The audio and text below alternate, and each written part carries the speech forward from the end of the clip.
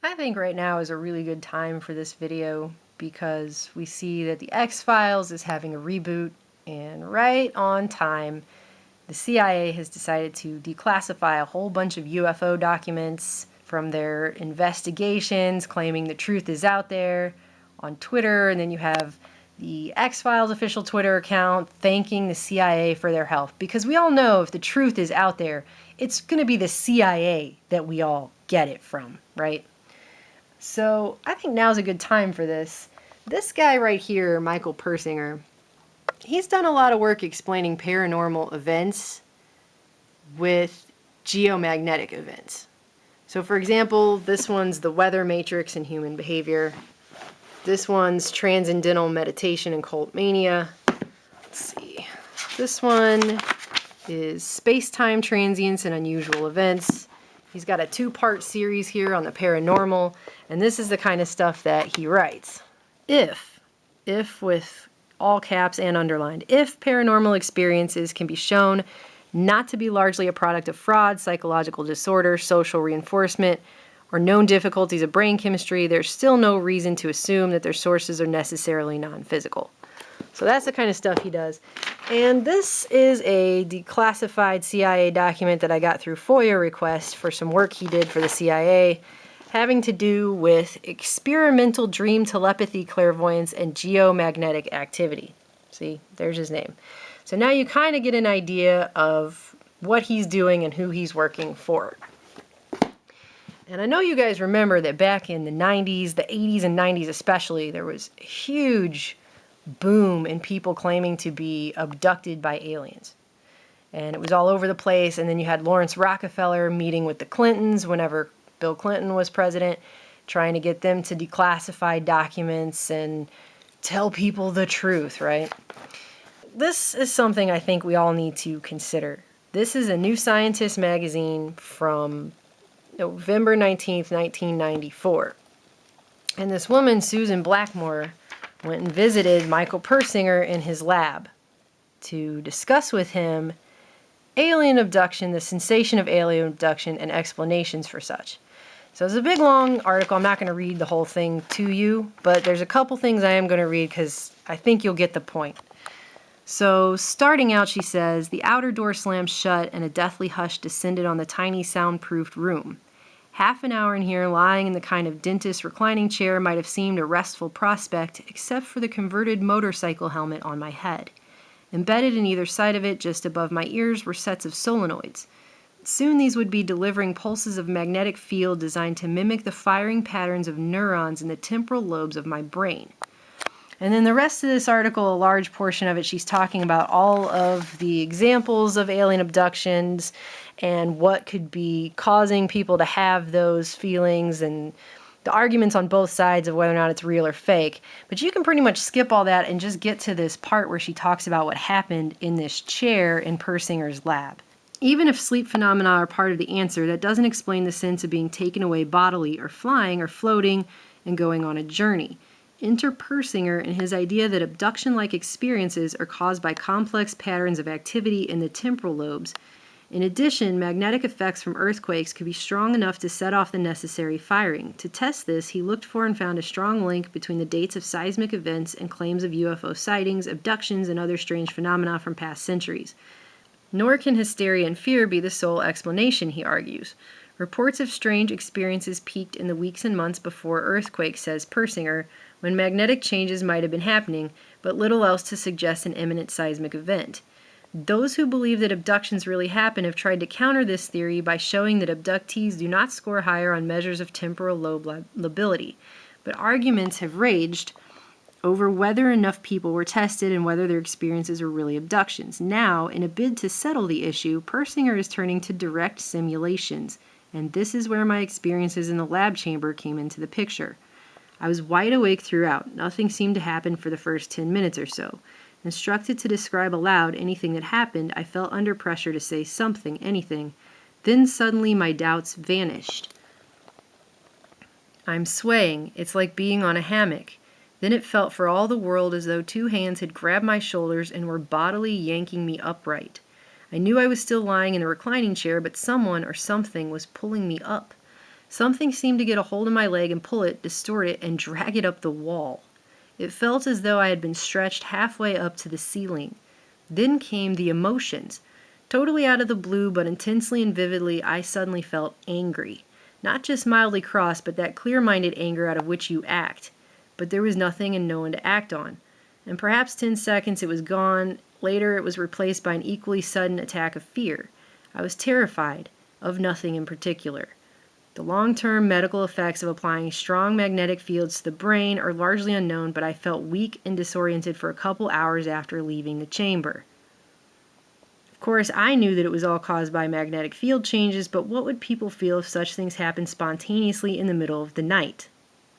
Okay?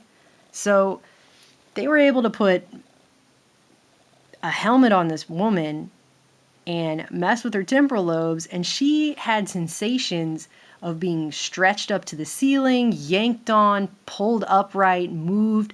She had her emotions messed with. They were able to push buttons and make her angry. They were able to make her scared. I mean, this is what I'm saying. This is the kind of technology people like Mr. Persinger here, who has done studies for the CIA, this is the kind of technology they had over 20 years ago. They were able to make people feel like that. Okay? So, when I talk about mind control, it's funny. I get so attacked on that issue, like I'm just a crazy tinfoil hatter conspiracy theorist. No, a conspiracy theory is when you have a theory that there's a conspiracy. I don't have a theory. I have literal facts. This is a fact that this technology existed back then. And check out how she ends this, okay? One last thought. Persinger applied a silent and invisible force to my brain and created a specific experience for me. He claimed that he was imitating the basic sequences of the processes of memory and perception, and that by varying those sequences, he could control my experience. Could he have done it from a distance? Could it be done on a wider scale? Suddenly, prospects of magnetic mind control seem an awful lot worse than the idea of being abducted by imaginary aliens. And again, this was written 20 years ago. This is the kind of technology they were playing around with in labs 20 years ago. Could it be done on a wider scale? Could it be done from a distance? What is real? How do you define real? If you're talking about what you can feel, what you can smell, what you can taste and see, then real is simply electrical signals interpreted by your brain. Gee, I guess we really wouldn't know if it could, would we? It's not like they would just let everybody know, oh, by the way, we can make you feel and think anything we want to and make you think you're experiencing all kinds of things and feeling all kinds of things. They wouldn't tell people if they could do stuff like that. But the point is, this existed then. And it's funny because while they're doing all this experimentation with these things in labs, and I'm sure Mr. Persinger was not the only person at this time that this was happening, all these people were coming forward saying they'd been abducted by aliens. Gee, what a strange coincidence that is. And on top of that, I just want to end up by saying all of these things have effects on people, and people just don't seem to realize it. It's not a conspiracy theory, okay? This is a book called Microwave Auditory Effects and Applications. And I just want to show you guys something, because, you know, the conspiracy theorist that I am. This was back in the 70s, the kind of research the military was doing back then. I just want to read this to you really quick. Direct communication of speech via appropriate modulation of microwave energy has been demonstrated by Sharp and Grove. They tape recorded each of the single-syllable words for digits between 1 and 10. The speech waveforms of each word were then converted to digital signals in such a fashion that each time an analog speech wave crossed the zero reference in the negative direction, a short pulse of microwave energy was emitted from a transmitter. By radiating themselves with speech-modulated microwave energy, Sharp and Grove reported they were able to hear, identify, and distinguish the words tested. Communication of more complex words and sentences was not attempted because the average power density required to transmit these messages would exceed the current 10 milliwatts per centimeter squared guide for safe exposure. Just keep in mind, this was the 70s that the military was researching being able to bypass your ears with speech-modulated microwave energy communicate directly into your brain with it. Okay? Again, not a conspiracy theory. This is simply a fact in a science book that you can go get from a library, all right? This stuff exists, okay? So, is the government covering something up? Absolutely. Are they covering up aliens? Or are they covering up the fact that they had the ability to make you think you were abducted by them? That's the question, all right? Because we know what some of this stuff can do today.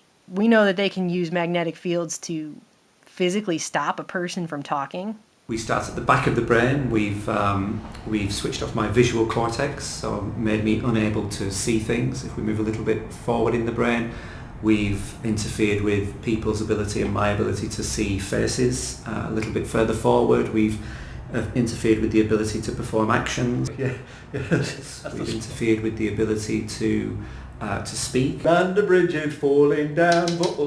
You think of something you can do, and we've basically interfered with it with this machine. We know they've even done studies now funded by the military where they can change your belief in God using energy waves directed at your brain.